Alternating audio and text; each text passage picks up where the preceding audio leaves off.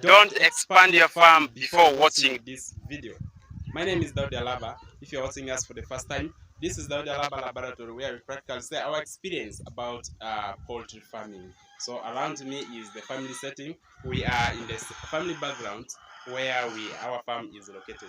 Behind me is our sweet potato that we planted some time back, and it is ready. It is a sweet potato, I think you know it, and it is something which me personally I like.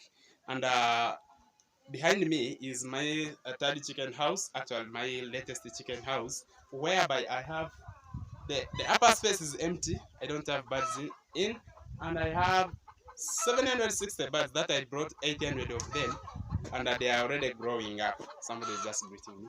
And here particularly in the farm, I reached one day ago, and it had been locked down for me. I was really locked down for my farm. I was not being able to visit this farm. So why I am asking you not to expand your farm before watching this video is very, very vital. Otherwise, it is something which you must really know before you expand your farm. So stick around up to the end of the video so that you learn the basics of what you're supposed to be doing in the farm. Before I tell you why you should not expand your farm, let us move around the farm and see the things that are going on. And if you can see, this is the dry season. It is actually driest of the season. This is January. It has just been a new year, and we are so grateful that our progress has been celebrated in the new year. For me, I like it like that. This is the first chicken house that I started with the local chicken, and this is the another one of the chicken house. Actually, I called him the second chicken house. This is where we had our first batch of the birds. So it means we were raising them over here, and reaching some time, I sold them off, and they were doing well. They even did it better. So their result is actually the other chicken house.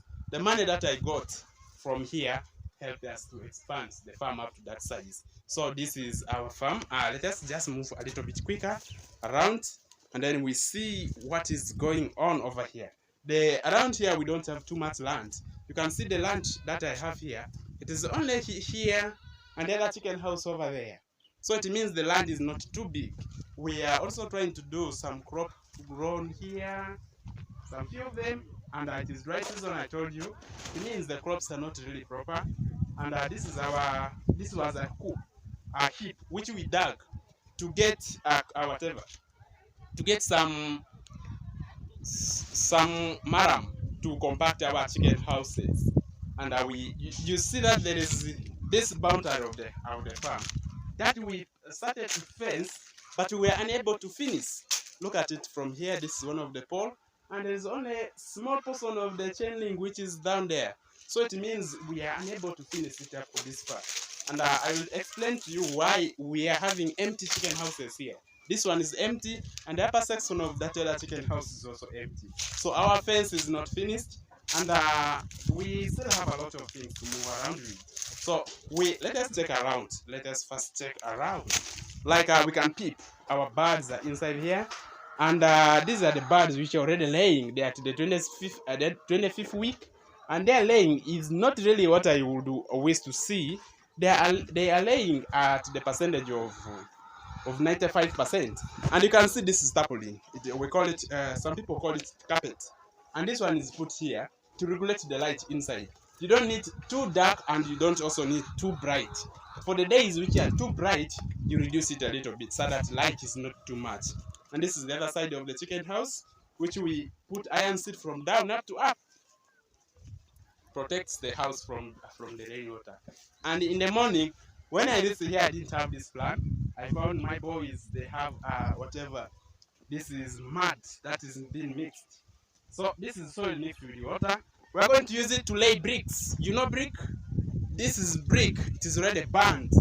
It is made from this one, and the boys are going to be working here. And you see the distance between this one and the farm is not very long, but where we are going to be laying this mud is the other side there. They have made a small portion for it the other side. So it means we are going to be laying the bricks that side. And I was telling you why you should not expand your farm before you watch this video. It is very, very important.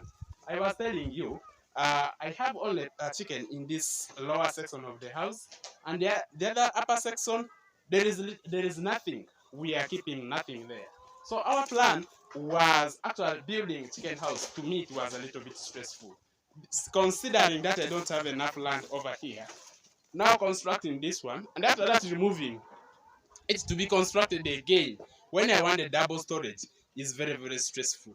I knew by then I didn't have enough money to stock the double house. So I didn't have enough money actually to put birds in all these two levels. So what I did was at least to build the house once, and for the case of bringing the birds, it will be done later. So why you should not expand your farm is, I will tell you the reason. When I was selling my birds on that the other section of the house, which is empty right now, I was having a plan that when I bring birds here, those ones will be the one feeding it.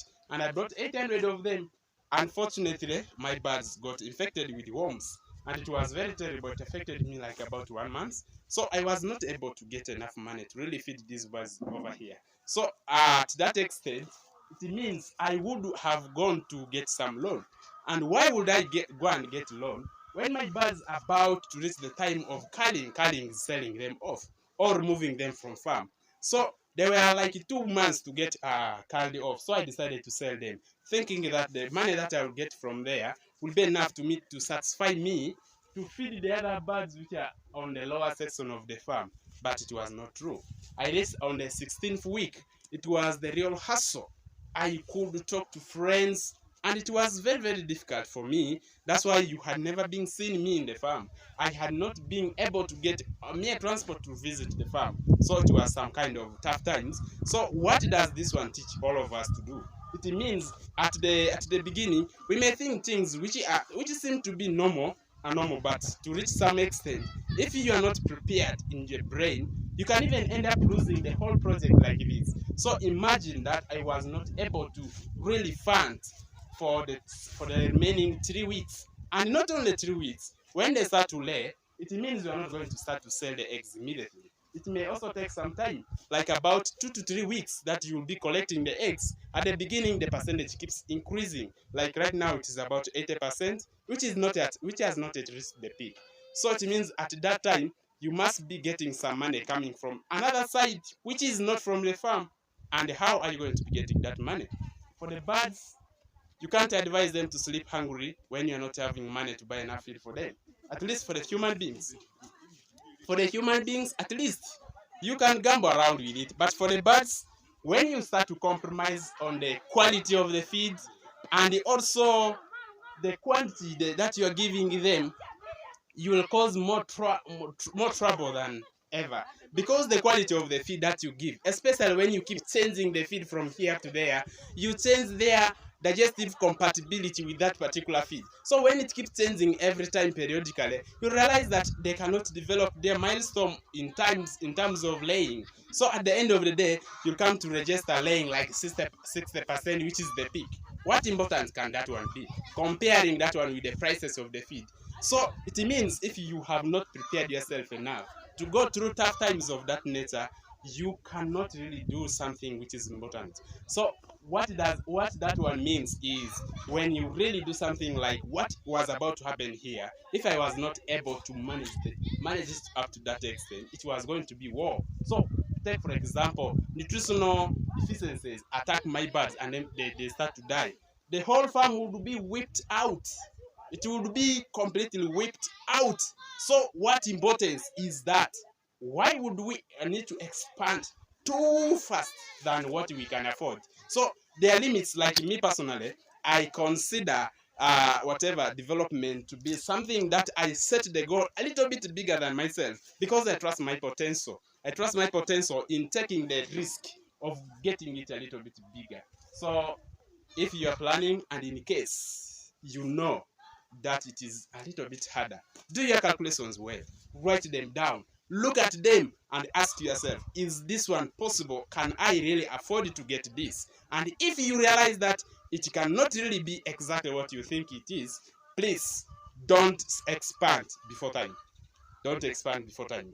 You may decide to do so, but at the end of the day, you run out of feed, you run out of management, and everything just fails. And such a farm, when it fails, it is another struggle.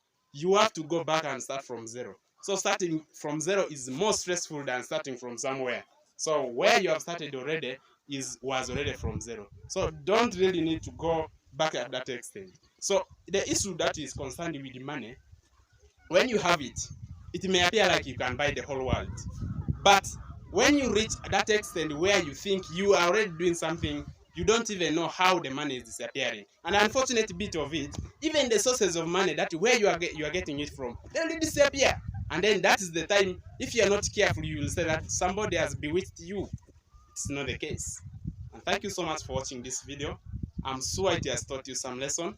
Maybe you also went through something like this. If you're kind of me, and then put for me a like button, and then let us see you in the next video.